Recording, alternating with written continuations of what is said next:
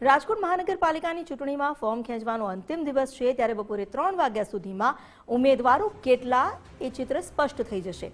72 બેઠક માટે હાલ 243 મૂર્તિયા મેદાનમાં છે। રાજકોટના 3 વોર્ડમાં 2 ઈવીએમ મૂકવા પડે તેવી શક્યતા છે। વોર્ડ નંબર 4, 13 અને 15માં ઉમેદવારોની સંખ્યા વધુ છે। આ અંગે વધુ જાણકારી લઈએ સંવાદદાતા ગૌતમ ભેડા પાસેથી। જી ગૌતમ।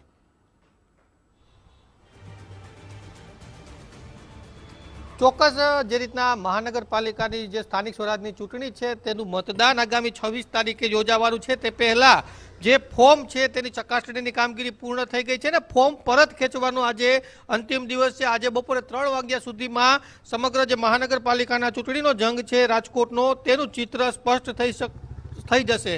રાજકોટની વાત કરવામાં આવે તો કુલ 18 વોર્ડની 72 જેટલી બેઠકો છે ને કુલ 243 જેટલા જે મૂર્તિયાઓ છે તે મેદાને છે। જોકે આમાંથી ઘણા બધા એવા અપક્ષ ઉમેદવારો હશે કે જે પોતાનું ફોર્મ પણ પરત ખેંચશે અને જે સંખ્યા છે તેમાં ઘટાડો પણ આવશે। હાલ જો વાત કરવામાં આવે તો રાજકોટમાં વોર્ડ નંબર 4, 13 અને 15 આ 3 એવા વોર્ડ છે કે જેમાં સૌથી વધુ ઉમેદવારો છે તે મેદાને છે, એટલે કે સૌથી વધુ અપક્ષ ઉમેદવારો છે તે મેદાને છે। આ ઉપરાંત ભાજપ અને કોંગ્રેસ છે તે 72 ઉમેદવારો સાથે મેદાને છે ને આમ આદમી પાર્ટી છે તેમના 70 ઉમેદવારો છે તે ચૂંટણી લડી રહ્યા છે। જોકે બપોરે 3 વાગ્યા સુધીમાં આખી જે સ્થાનિક સ્વરાજની ચૂંટણી છે તેનું ચિત્ર સ્પષ્ટ થઈ જશે, કેમ કે ઘણા બધા મનામણા હજુ પણ ચાલી રહ્યા છે, ચાહે ભાજપ હોય કોંગ્રેસ હોય।